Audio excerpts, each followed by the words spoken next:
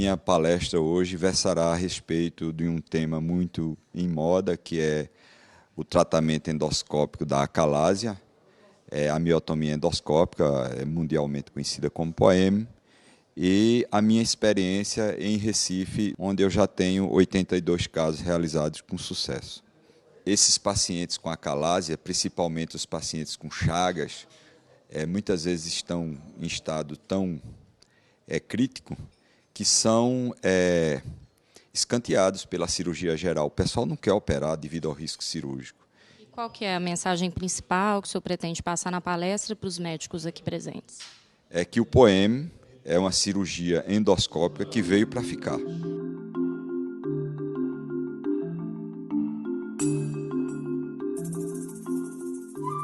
Quando eu fiz essa aula, eu tinha 57 casos, hoje já são 82 e não atualizei mais, mas os dados estatísticos estão aí para a gente, já tem alguma coisa para a gente poder discutir. Os serviços envolvidos lá nesse procedimento são todos do hospital da Universidade de Pernambuco, né, que é o serviço de endoscopia do Hospital da Restauração, o departamento de motilidade do serviço de endoscopia do Instituto do Fígado e a Casa de Chagas do Pronto-Socorro Cardiológico de Pernambuco. São esses os serviços envolvidos. Em 1913, Heller realizou a primeira miotomia cirúrgica aberta, que é a mesma, a incisão na camada muscular é a mesma que nós realizamos hoje. 8 centímetros, 6 centímetros no esôfago, 2 centímetros no estômago. Em 1980, Ortega realizou 17 miotomias em que ele seccionava todos os planos, mucosa e muscular, e com sucesso. Esses pacientes foram acompanhados por 25 meses, mas o método não ganhou popularidade porque na época foi considerado perigoso. O método atual foi desenvolvido por Parrish em porco, através de um túnel na submucosa, e foi realizado pela primeira vez em humanos por Dr. Inouye, que no último DDW eu estava lá e ele já apresentou 325 casos. Esse aí são os exames pré-operatórios que eu realizo. Todo paciente realiza EDA, manometria, sorologia para chagas, avaliação cardiológica e nós aplicamos o score de disfagia de Eccardt. O score de disfagia de Eccardt leva em conta a perda de peso, a disfagia, a dor retroesternal e a regurgitação, que vai de 0 a 12, né? Isso aqui eu tirei de um trabalho do Dr. Inouye, o primeiro trabalho do Dr. Inouye, ele descreveu a técnica, só que eu realizo diferente, porque o Dr. Inouye ele vai em direção à pequena curvatura, o meu procedimento vai em direção ao ângulo de Ries. Eu vejo muito mais vantagens no meu procedimento do que no Dr. Inouye.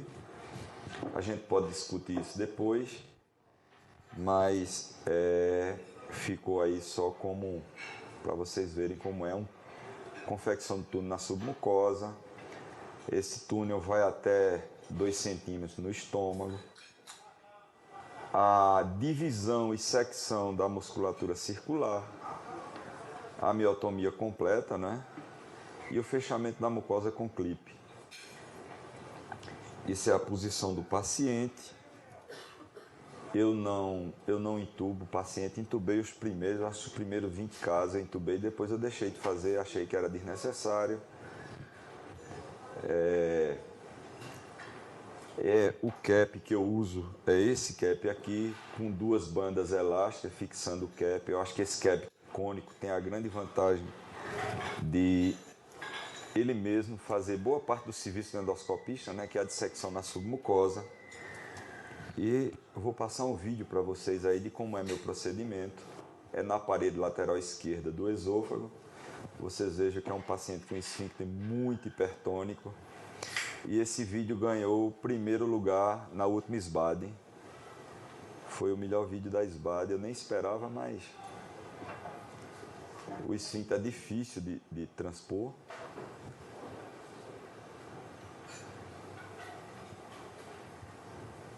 você vê que tem algum momento que ele fica pálido, não é? Por isquemia, você forçando para passar e de repente dá um salto. Você faz retrovisão e aí tem início a injeção na submucosa. Eu uso várias soluções, aí é uma mistura de hialuronato de sódio com manitol. Incisão na mucosa, né? Você penetra na submucosa com o cap, não é muito difícil, você levanta bem para expor a submucosa, injeta. Esse acessório aí você pode injetar e cortar ao mesmo tempo. E se vocês olharem aqui em cima, aqui já é musculatura circular do esôfago, né? Aqui é a musculatura circular.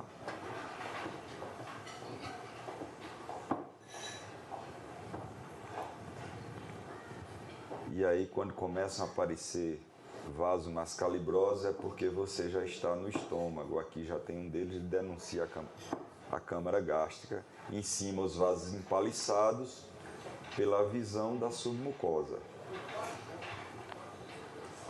Está aí a dissecção completa, né? O esfíncter inferior do esôfago, mostrando que nós chegamos aqui no ângulo de Ridge.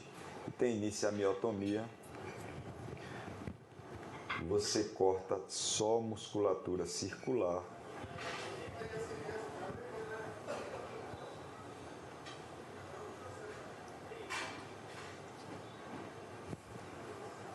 Aqui a musculatura longitudinal fica intacta.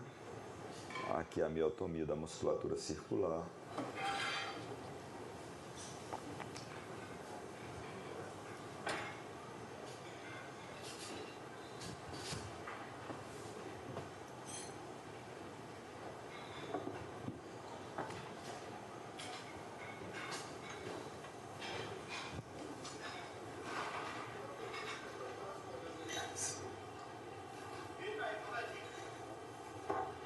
Toda a miotomia completa, não é isso? E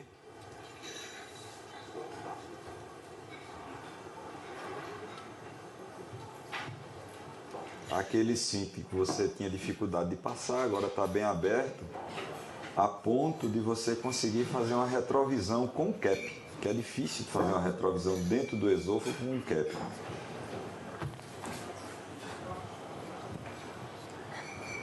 E fechamento, eu quase sempre uso só dois clipes, porque eu deixo um buraco pequeno, faço uma incisão pequena na mucosa.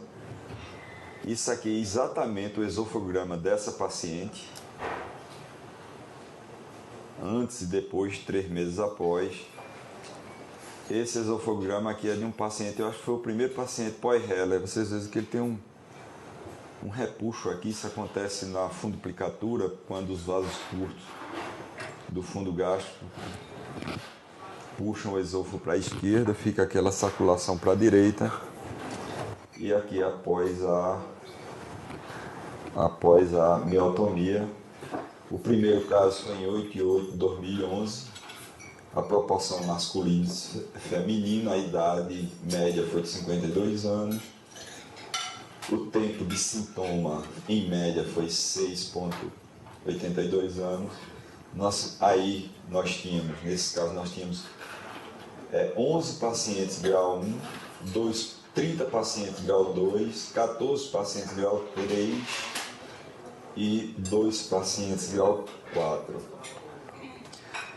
Tínhamos 36% de sorologia positiva, haviam 16 pacientes alimentantes por sonda nasointeral, um paciente alimentantes por gastrostomia. O score de ECARD, a média foi de 8,56, variou de 5 a 12. A manometria são exame pré, a pressão respiratória média foi de 43,3, a pressão residual 11,7, e esses pacientes, 4 pacientes tinham cirurgia Heller prévia, dilatação com balão 5 pacientes e botox 2 pacientes. Todos os pacientes receberam a miotomia de 6 centímetros, no esôfago, 2 centímetros no estômago. O tempo médio foi de 62 minutos, eu estou conseguindo baixar esse tempo. A permanência hospitalar média foi de 4,05 dias, eu estou conseguindo baixar a permanência também. 4 pacientes eu tirei dessa permanência, porque foram pacientes que tiveram que ser internados para compensar do ponto de vista cardiológico, eram chagascos. Esses pacientes receberam marca-passo, ficaram no hospital compensando do ponto de vista nutricional e cardiológico para poder receber. E além do mais, tinha uma paciente que tinha um DPOC também para poder a gente fazer o procedimento.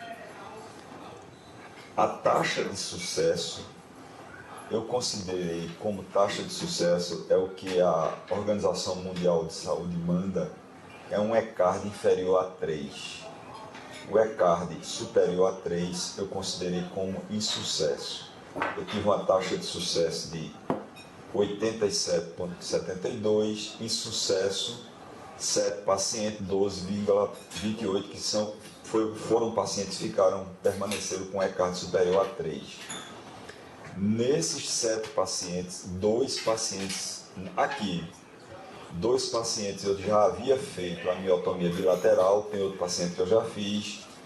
Um paciente eu fiz dilatação com balão porque eu queria viajar e o paciente estava reclamando da disfagia. Ele está bem, na hora que ele voltar a ter disfagia eu faço uma miotomia bilateral. 2 pacientes têm ECARD de 4. Aguarda decisão, não sei o que fazer com esse paciente, que eles têm uma leve disfagia, ganharam peso. 2 pacientes aguardam miotomia bilateral, no caso 2 não, 1 que eu já fiz. E não prescrevo, Dr. Walton perguntou se eu prescrevi IBP, não prescrevo de rotina IBP para esses pacientes. Mas 3 pacientes passaram a tomar IBP por conta própria, por pirose, então 5,26%. As complicações são pneumotórax hipertensivo, eu tive que fazer uma drenagem imediatamente após o procedimento, uma drenagem pleural. Complicações menores são aquelas que não alteram a permanência hospitalar. O pneumediastina eu não considero como complicação, porque se você for olhar para o raio-x, poucos doentes fazem pneumediastina, mas se você fizer uma tomografia, todos eles fazem. Enfisema cervical tive 8, pneumotórax 4 pacientes, 3 tratados conservadoramente. É aquele paciente que faz um pneumotórax que ocupa menos de 30% do espaço pleural. Pelo ATLS você faz tratamento conservador.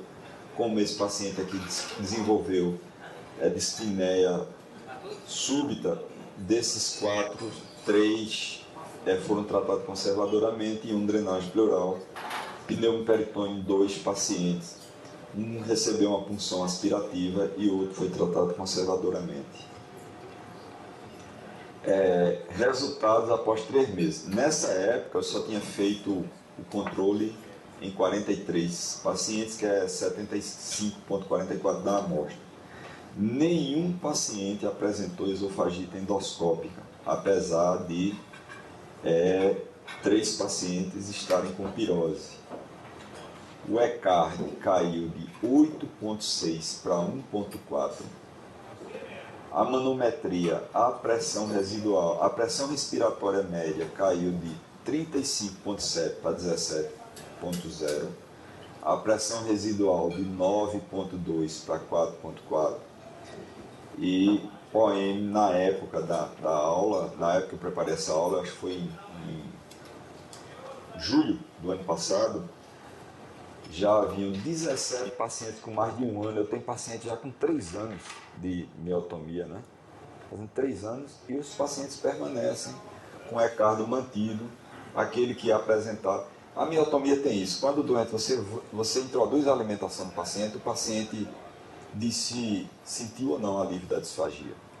Já quando você faz a líquida total, então o doente que tem disfagia logo no início, ele vai permanecer disfágico. E você tem que pensar em outra coisa para ele. No meu caso, eu penso de imediato em rápido fazer uma segunda miotomia, porque a segunda miotomia não tem Você faz uma miotomia na parede lateral esquerda, se você fizer uma miotomia na parede lateral direita, não atrapalha, não traz problema nenhum, entendendo? Eu não espero nem os 3 meses.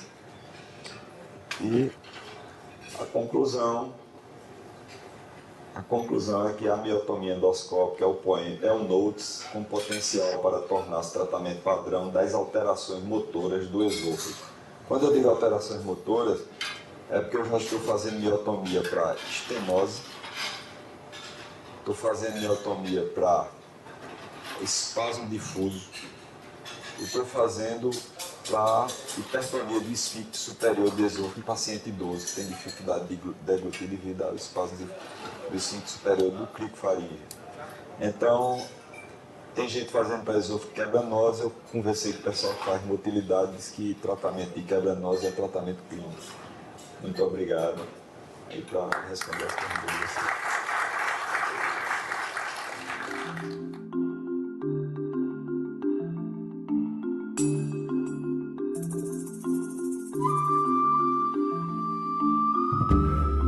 A gente teve uma apresentação de alto nível, o colega nosso que veio de Recife trouxe a maior casuística do Brasil a respeito do tema, POEM, e a gente foi premiado com casos excelentes também, que geraram muita discussão. A gente leva os ensinamentos, né, a experiência dos colegas que têm um volume maior para a gente poder utilizar no dia a dia, na clínica nossa. Eu achei a reunião bastante proveitosa, a gente teve o privilégio de ter a presença do Dr. Conrado, né, que é um grande especialista, né, no tema. Muitos conhecimentos. Obrigado. Quem veio, né, ministrar a palestra aí, né, uma pessoa muito experiente, mostrando casos inovadores, né, e também a parte dos casos clínicos práticos, né, de cada serviço. Eu achei que foi muito engrandecedor aí a reunião, né. Aula excelente, muito objetiva, experiência do nosso palestrante realmente muito ampla, muito animadora, e os casos clínicos que vieram a seguir também muito instigantes na prática clínica, excelente. A gente leva experiência, aprendizado, sempre discutir caso, nunca partir para o ímpeto de partir para um procedimento terapêutico de primeira, tentar sempre estudar muito bem o paciente antes de realizar qualquer procedimento. O mais importante é que a gente deve se manter sempre atualizado e procurar saber o que está sendo feito no Brasil antes de valorizar o que está sendo feito fora do Brasil, né? Primeiro, o brilhantismo do convidado, né? Dr. Conrado, que veio lá de Recife, com a técnica inovadora no nosso meio, com uma exposição muito didática, um filme muito claro, entusiasmou muito o grupo. E segunda etapa da reunião, a apresentação de casos, em que os residentes participam ativamente, né? Gostei muito da diversidade de casos hoje, né? E contemplando a maioria dos hospitais que fazem treinamento em endoscopia digestiva.